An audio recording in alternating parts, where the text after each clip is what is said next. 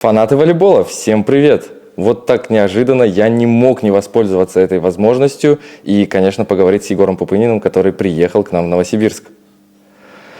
Ну что ж, Егор, как тебе вообще Сибирь?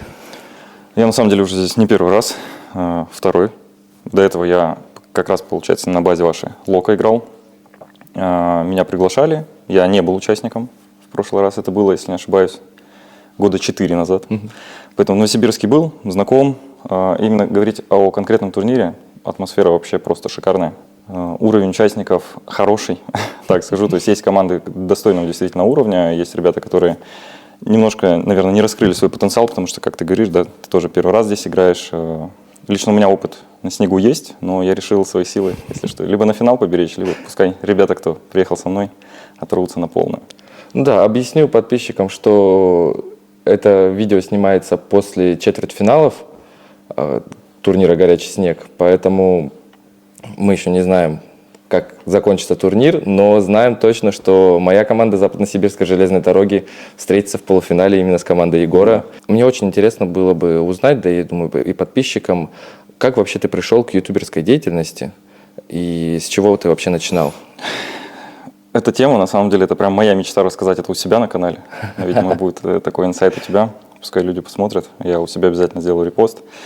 Дело в том, что я изначально довольно-таки хорошо разбирался в маркетинге. Моя задача была вообще изучать это направление. И просто в какой-то момент я понял, что то дело, чем я занимаюсь, это прыжки. Это моя любовь на самом деле. То есть я не столько люблю волейбол, сколько прыжки. Почему-то многие люди считают меня волейболистом, но это в корне не так.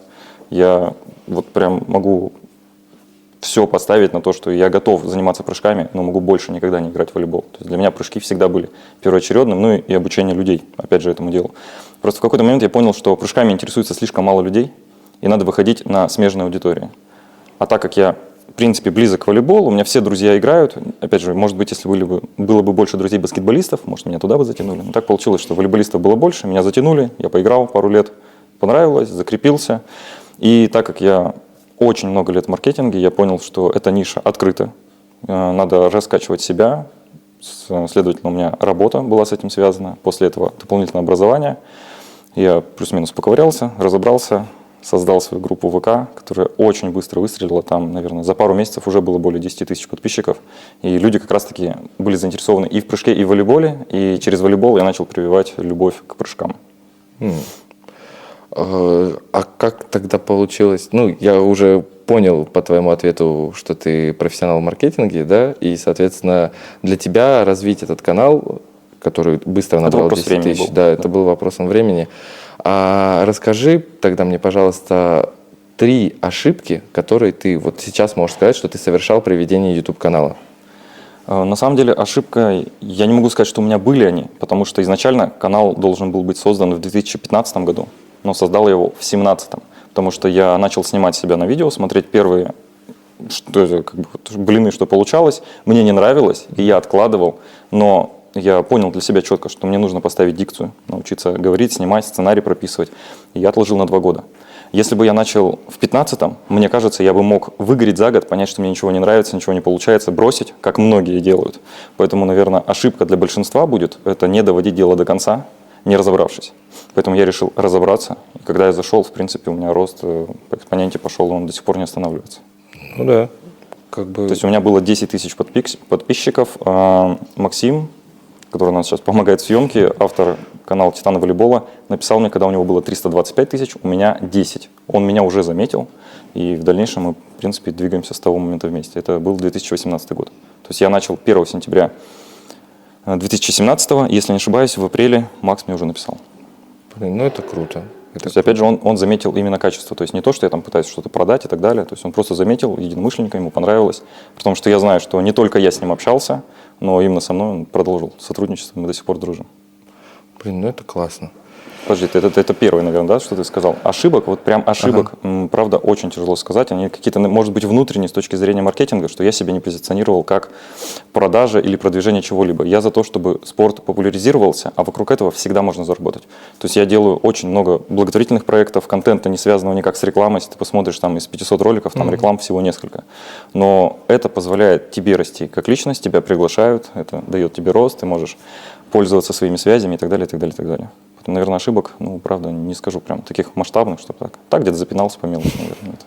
Расскажи, как найти спонсора для своего канала, для своей команды. На самом деле найти несложно. Наверное, сложно найти того спонсора, если которому ты сможешь предложить что-то ценное и работать с ним. Если говорить, например, о вашей команде, я так понимаю, у вас есть спонсор. Да, да. Но, опять же, нет, никакого спонсора Локомотив, нету. вы нет предприятия. Ты сейчас про «Горячий снег»? Нет, я про Локомотив, вашу команду в классике. В классике у меня команда фанатов волейбола, у которой нету спонсора совсем. Нету, понял. Да. Мне казалось, просто вы с РЖД, я думал, вы Нет, РЖД вам это помогает. просто то, что у нас в «Локомотив-арене» мы играли, Понял, это понял. стечение классных обстоятельств. Понял, все. Вот. Ну, лично от себя могу сказать так. Я на данный сезон, вот сейчас, который будет следующий, у меня вопрос стоит очень жестко, потому что я бы хотел, на самом деле, данный текущий сезон сделать последним. Я хотел уйти из этого дела.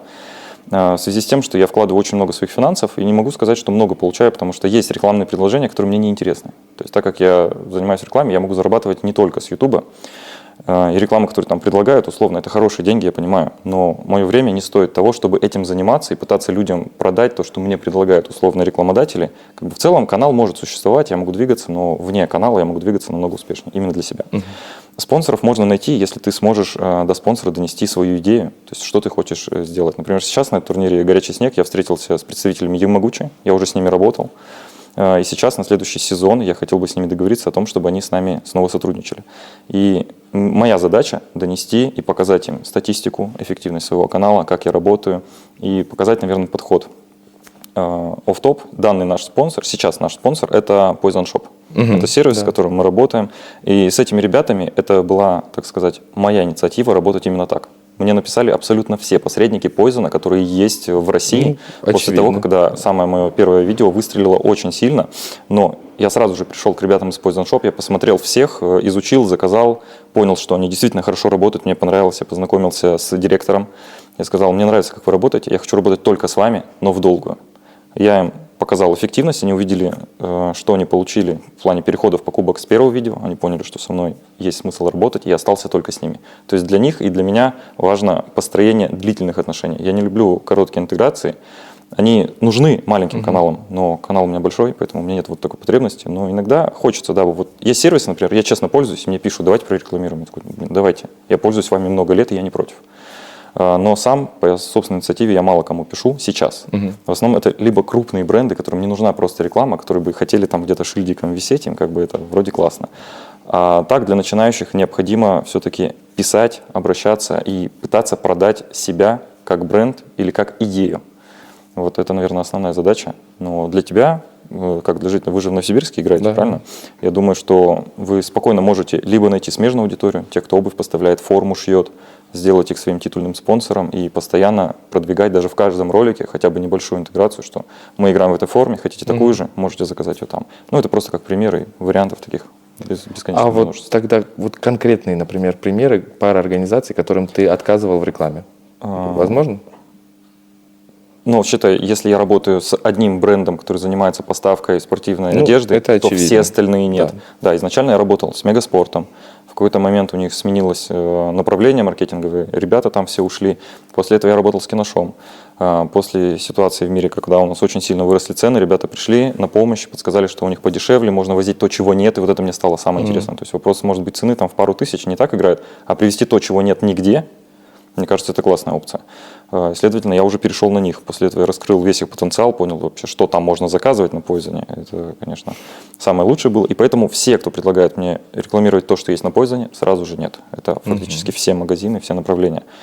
С кем и не работаю. Вот давай, пока мы здесь 2 дня находимся, назову всех, кто мне писал. Это были СДЭК, это мази от ушибов. 2 бренда, я сейчас просто не буду говорить, но вот я почему СДЭК сразу звучу, я хотел бы с ними поработать, я просто с ними очень хорошо, много лет работаю, и хотелось бы, например, прорекламировать. Потом спортивное питание, сейчас скажу БАДы, не спортпит, а БАДы именно наше местное российское производство, они написали. Это вот, пока мы здесь находимся 2 дня, то есть 4. Из остальных страхование. Когда мы сюда поехали, узнали, страхование начали предлагать. То есть на самом деле много. Кредитования, кредитки, Альфа, Тинькофф, много кто пишет. То есть в целом я могу сказать, что примерно 300-500 предложений в год мне точно приходят. На почту это регулярно. Я хотел спросить именно, почему ты каким-то отказываешь, вот из того, что ты перечислил? Но я же сказал, у меня очень мало, в принципе, было рекламных. У них условия, которые надо самому что-то рассказывать и продавать, так сказать, зрителю. То, чем, в принципе, я не пользовался, мне это не особо интересно. То есть, если надо то, чем я не пользовался, я пока не буду пользоваться, я не буду рассказывать. Вот Ямагучи, у меня есть ролик с ними, я с ними сотрудничал. У меня очень много товаров Ямагучи. Я готов их рассказывать и продвигать. Но когда мне предлагают то, чего у меня нет, я говорю, если есть интеграция готовая, то я готов ее вставить, как бы я не против. Но если я должен что-то рассказать и продать, нет, я как маркетолог, мне это не нравится. Последние несколько видео, наверное, месяца 3-4, в твоих видосах появляется рекламная интеграция в Винлайн. Не Винлайн, Родина Медиа. Ну, Я именно Винлайн, с ними, Родина. нет, я именно с Родина Медиа договорился, да, то есть это их для того, чтобы мы могли как медиасети выходить. То есть у нас в перспективе очень бы хотелось именно с Родина Медиа снять некоторый контент, приехать в Москву, и мы именно работаем с Родина Медиа. Я с Винлайн вообще никак не знаком, я знаком только с представителями Родина Медиа. И они в целом, так как пытаются себя медийно прокачать, они заходят к разным представителям, то есть ты точно так же можешь быть. Они зашли ко всем, кому могли, у них просто отлетели часть спонсоров, у кого они на площадках размещались, и я размещаю их вот на определенных условиях, но зато они помогают нам оплачивать команду. В принципе, вся моя команда – это полностью мое финансирование. Поездка сюда обошлась нам почти в 200 тысяч, это мои деньги. У нас нет спонсора именно на это мероприятие, это моя идея, поэтому мы топим за самовар. А есть прям какие-то, про рекламу продолжаю, есть ли какие-то компании, там, казино, не знаю, вот есть что ты точно никогда не будешь рекламировать, даже то, если… что ты сказал, да, скам, казино, очень много сервисов мне пишут, но я вот их даже не озвучил, я тебе могу сейчас ради интереса после видео показать, сколько у меня входящих есть, папка фейк я создаю, это то, сколько скама и всякого мусора приходит ежедневно, я их даже не учитываю, потому что там за день может 7 штук прийти, где-то моя почта всплыла, мне просто накидали скама, их много очень приходит, я даже не изучаю, очень много зарубежных сервисов мне пишут, потому что мои видео переводятся на другие языки, и иногда компании там находят, посмотрели условно, например, пляжный волейбол первого лица, там нет слов, они подумали, что я иностранец, и мне тут же пишут с какими-то интеграциями. Но из-за сложности взаимодействия, оплаты и так далее, ну там фактически сразу решается, что я с ними не работаю. Вот. Ну, я сразу сказал, да, говорю, казино, вот это все. В принципе, букмекеры, если, например, говорить о тех, кто с ВФВ работает, то почему нет? Так или иначе, все, кто смотрит волейбол, в принципе, это видят. Но я сразу же сказал, что мне неинтересно словами оговаривать то, чем они занимаются. То есть, если дают готовую интеграцию, я готов. Если я обязан, должен впаривать зрителю их услуги, то нет. Готовые всплывашки, пожалуйста, я не против, потому что в Суперлиге оно везде приветствует, но игроки каждый раз не ходят тебе и не стучат тем, что ты должен это ставить или еще что-то делать. Как бы к ставкам, ну, я нормально отношусь, опыт очень маленький был, буквально несколько раз ради интереса, понял, что не мое и просто больше не делаю. Так, ну хорошо. В начале видео буквально ты сразу же сказал мне о том, что Dream Team ты планируешь заканчивать. Ну, да. Почему так? Не видишь дальше, куда это развивать можно? Нет, они есть в случае только, если мы найдем спонсоров. Изначально я обращался, так сказать, не к самым крупным компаниям, я не пытался донести им свою идею, но сейчас у нас есть очень крутые проекты, которые мы хотим реализовать в следующем году. Если я найду спонсоров, то мы прогремим не просто на всю страну, а и на весь мир. То есть, в принципе, то, чем я занимаюсь, это очень малая часть от того, чем бы я хотел заниматься. И я на полном серьезе говорю, почему на весь мир? Потому что в этих проектах поучаствуют люди со всего мира. Да, это пока такой небольшой вброс, но надеюсь, что я все-таки смогу найти спонсоров на нужную нам сумму, потому что суммы не маленькие. Если получится, то это будет прям грандиозно. Ну, все ждем. Я понимаю, что волейбол командная достаточно игра, но как руководитель команды, как игрок команды, назови самого любимого игрока Dream Team для тебя. Это будет Александр Зубков, первый номер на горячем снеге. Дело в том, что как раз-таки, наверное, он затащил меня в волейбол здесь и научил играть. То есть если бы не он, то есть даже так скажу, не так давно он покинул команду, потому что он был вынужден по семейным обстоятельствам уехать в другую страну. Он там некоторое время прожил, и я сейчас его выдернул с Кипра, для того, чтобы он прям с Кипра приехал на горячий снег и отыграл здесь. Но так, как говорю, начиналось все именно с него. У меня к нему, наверное, самое такое хорошее отношение, и с ним приятнее всего играть, именно мне. Все остальные ребята со мной 2 года, кто-то 3, и поэтому с Саней мы знакомы 10 лет. Ну, это, конечно, да, очень большая разница. И отыграно у нас, наверное, 100-150 роликов записано именно с ним. и самые просматриваемые именно с его участием. Хорошо, а теперь лучшего волейболиста Dream Team. Именно по волейбольным навыкам, соответственно, человек. Тут надо, опять же, у нас в каждом сезоне разные составы, надо Не, смотреть. Этот сезон мы берем. Если берем этот сезон. Нас очень сильно, конечно, дополнил Данил Иванов. Очень многие зрители до сих пор не знают, что это бывший игрок сборной России молодежной, что это профессиональный игрок, который завершил карьеру и просто пришел к нам. На вопрос, сколько мы ему платим, я просто умею договариваться. Это будет правильный ответ. Наверное, если бы не он, то мы бы не оказались сейчас здесь, в первую очередь. То есть я понимал его потенциал, его возможности. Поэтому, наверное, ему огромное спасибо, что он согласился вписаться в данную движуху. Но он профессионал. На втором месте я бы назвал, наверное, Артема Карамышева, который тоже, опять же, здесь присутствует, потому что он полупрофессионал, он прошел молодежную школу, то есть он был воспитанником «Локомотива», если не ошибаюсь, у нас. В профессионалов не попал, но имеет шикарную базу, и именно как игрок компанейский, и который способен закрыть любую позицию, он с этим тоже отлично справляется. Хорошо, а игроки Dream Team получают какую-то зарплату, у них есть что-то? Ничего Абсолютно, нет. у всех есть своя работа. Вот. А сейчас мы живем в эпоху медиаспорта, медиафутбол, медиахоккей, медиабаскетбол. А если не учитывать то, что происходило в Петербурге, когда, ты думаешь, появится полноценный медийный волейбол? Если так вот, мы уже разговаривали об этом, мне кажется, года через 3 это может появиться только в случае того, если появится больше блогеров. Если говорить о том, сколько людей снимают от первого лица, я думаю, что примерно раз в неделю мне пишет человек, который хочет начать снимать от первого лица. На что я снимаю, что я делал, и так далее, и так далее, и так далее. То есть эти советы, я сразу говорю, я не даю, потому что мне неинтересно делиться тем, через что я проходил много лет. Хотите, занимайтесь, это все личный опыт, кому-то нравится, кому-то не нравится. Получается, что нам необходимо, как и для любой медиалиги, собрать медийных личностей. У нас сколько медийных волейболистов? Ты, Даяда, мы с тобой. 4, 5, по сути, Пятов, у нас Максим. Да. Но мы все, видишь, еще разбросаны по разным городам. Если говорить о Екатеринбурге, я один. В Новосибирске двое, плюс-минус, да, все-таки Макс рядом находится. Пятов Александр у нас сейчас находится близко к Москве. Как бы нам ездить невозможно. По поводу приглашения твоего приехать в Новосибирск сыграть, да, я озвучил, что в одну другую сторону нам слетать занимает 30 тысяч на игрока. Лететь всемиром 200 тысяч. Сыграть одну игру, которая никем не оплачивается ради помериться письками, это такое, дороговато. В принципе, раньше были билеты дешевле, если будут они снова 4 тысячи, я думаю, это классная идея, можно будет вписаться, потому что мы можем провести мастер-класс, еще там с людьми встретиться и так далее, может какой-то даже мини-турнир, но пока это просто коммерчески невыгодно.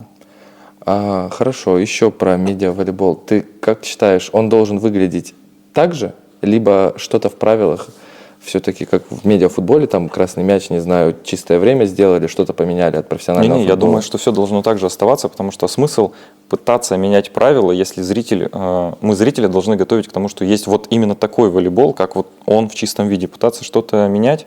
Не знаю, только если какие-то отдельные турниры делать, типа 4+2, то есть миксты, или пляжку 4×4. Не про это, не совсем. Например, по-моему, иранская лига или какая-то азиатская лига, они играют 5 партий, каждая до 15. Неважный счет, неважно какой счет по партиям, то есть они там 5-0 могут закончить матч. Плюс там супер розыгрыши, которые дают 2 очка. Я думаю, какое-то развлекательно, чтобы это было... Только разово. Как бы собраться, турнирчик какой-нибудь отыграть, а так в целом медиалига может существовать даже с одним блогером.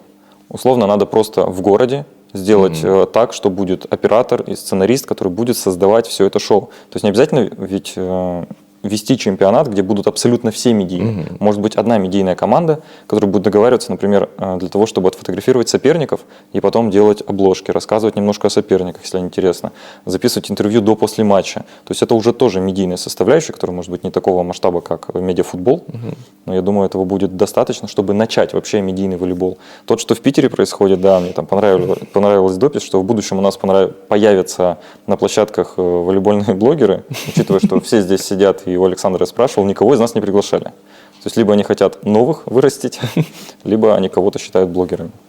Насколько я знаю, у тебя самая большая коллекция мячей в мире. Одна из. Расскажи, пожалуйста, какими мячами ты бы хотел дополнить эту коллекцию, которые нереально и тяжело достать?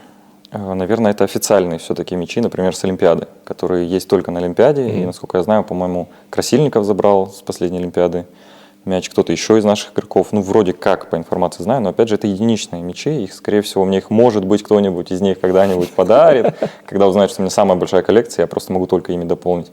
Но в данный момент у меня есть почти все мячи. То есть сейчас, не знаю, может быть, ты видел, у меня есть даже Микаса V400W. Да, это я видел, да. Вот. Сейчас мне едет, получается, новые немецкие мячи. То есть немецкий бренд, который делает для женских чемпионатов мячи. Вот приедут они, приехал новый Вилсон на траве, и в целом, наверное, останется буквально несколько мячей, которые либо сняты с производства, их нету, просто надо где-то искать, либо мячи других стран, которые, не скажу, что вызывают какой-то большой интерес, поэтому по факту коллекция собрана, наверное, 95-97%. Но ушло на это у меня 2 года, 2-2,5 года. Ну, как бы, Сейчас примерно 150-160 разных моделей. офигеть. Есть, на самом деле, еще могу так сказать, есть еще примерно 100 моделей, которые существуют, но это, опять же, там мячи за 2000, то есть низшего класса, я собираю в первую очередь профессиональные, то есть самого высокого конкретного бренда. То есть у меня нет только Спалдинга, по-моему, только Спалдинг пока не собрал. Спалдинг волейбольный есть. Да. Очень много брендов. Вот, слушай, вспомнил, с покемонами есть Микаса Edition, покемоны. Вот этот мяч бы я очень хотел найти, но он безумно дорогой. И он есть в Японии на eBay 1000 за штуку, плюс доставка 10. Ну, то есть 30 мячик. Вот. Сумасшествие. Ну, не скажу, что прям горю желанием. На нем просто покемоны, Пикачу там нанесен и так далее. Ничего сверхъестественного. Сам мяч, по факту, Микаса V320W, который стоит там 3000. За покемонов еще плюс 20. Ну, а что расскажешь мне по поводу Валара? Какие перспективы? Можешь посмотреть мой обзор, я все рассказал. Нет, на самом деле, какой сам мяч, это понятно. А мне больше перспективы интересно, есть. куда дальше это дальше импортозамещение это куда-то планирует развиваться? То есть Выходить за пределы страны? Да. Я не знаю, могу я говорить это или нет, но вроде как уже в Беларусь должны поставляться мячи. То есть да. Я, по-моему, первый, кто в белорусцам дал потрогать мяч валаровский. Они были в Екатеринбурге на международных соревнованиях, они попросили у меня предоставить им мяч. Я свой отдал, они посмотрели. И сейчас я знаю, что они делают специальную версию, даже в расцветках. Вот. Плюс уже многие мне написали, когда же будут пляжные мячи, потому что в регламенте официально уже написано, что будет BV100 пляжный мяч. Но по факту его еще нигде нет, я его еще не видел. Плюс снежный делают. Поэтому в России, я думаю, будет полное импортозамещение. Качество, я уверен, что будет расти, потому что я напрямую общаюсь с производством, я видел все, что там делается.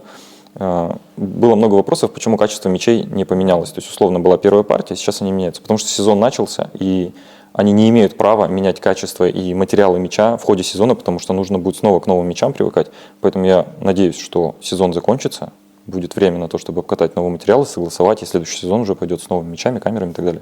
Но даже в ходе сезона они поменяли камеры, которые теперь не имеют дисбаланса. То есть у меня есть мяч, они у меня отдельные маркировки имеют, я у себя выкладывал, что у меня есть мячи, которые не 100 называются, а 100Т, то есть тестовые, которые только у меня, и они уже не имеют перекоса в сторону ниппеля.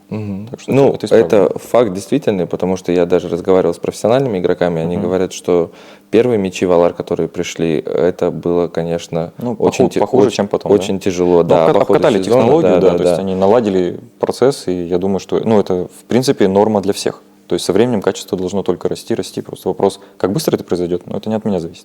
Но я стараюсь, я говорю, я являюсь тестировщиком, у меня есть модели, которые не имеют никаких обозначений, я их тестирую, либо даже делюсь своими наработками, какие у меня есть мячи, на что похожи, что можно посмотреть, что заказать, чтобы разрезать, посмотреть, как они устроены. То есть я полностью вовлечен в этот процесс, без финансового участия, сразу говорю. Это мой личный интерес, потому что мне правда нравится заниматься мячами. Мы читаем, как блогеры, даже я, даже небольшой блогер, мы читаем огромное количество комментариев, да? И часть какая-то есть хейтерская, негативная. Вспомни вот пару комментариев, которые действительно вот прям запали тебе в душу, и ты подумал, я тебе покажу. Они точно были, но могу сказать так, у меня абсолютно все, кто заходит в комментарии, даже сейчас говорят, что у меня самая нетоксичная аудитория. Но здесь есть момент. У меня есть спам-фильтр, в который нагружены слова, которые я не вижу. Поэтому он очень качественно работает. Сам YouTube отрабатывает это. Бывает даже так, что выходит видео, я вижу физически, что 4 комментария, а он показывает 7.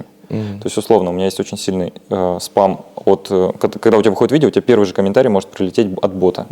Они сразу же блокируются. То есть я физически вижу глазами 4, а показывает 7. Поэтому последние несколько лет я прям не вижу негатива. В первую очередь, за что меня гасили, писали, что у меня нет прыжка 140 сантиметров. Вот это точно сильно задевало, но проблема в том, что в группе есть приписка. Моя мечта добиться прыжка 140 сантиметров. Я никогда в жизни столько не прыгал. И не понимаю, почему люди до сих пор считают, что я столько прыгаю. Иногда даже просто скандируют, где-то меня увидев, там, типа, прыжок 140. Я такой, нет. Так, ну это же название твоей группы ВК. Да, но это... Кстати, с чем это связано?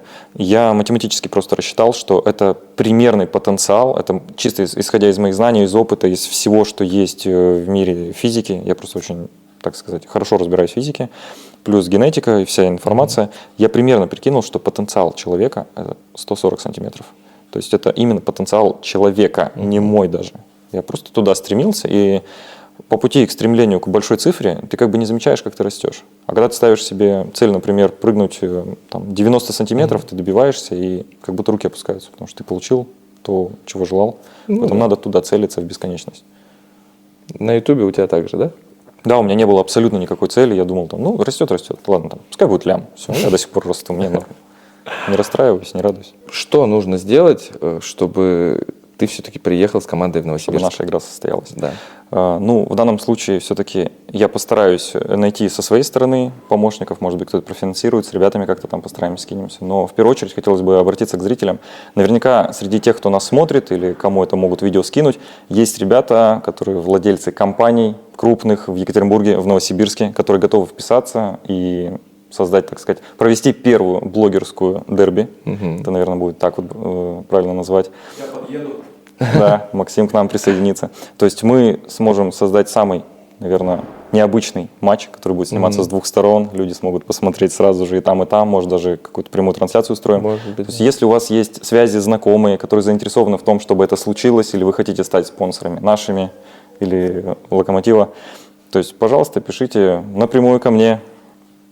А у тебя, кстати, куда тебе пишут люди? В группу? На почту. Ну, на почту, да. Я думаю, что все Да, ссылочки или найдете в в описании. Телеграм. Да, Я думаю, что если будут желающие, то мы сможем договориться и решить, как это все реализовать. 100%.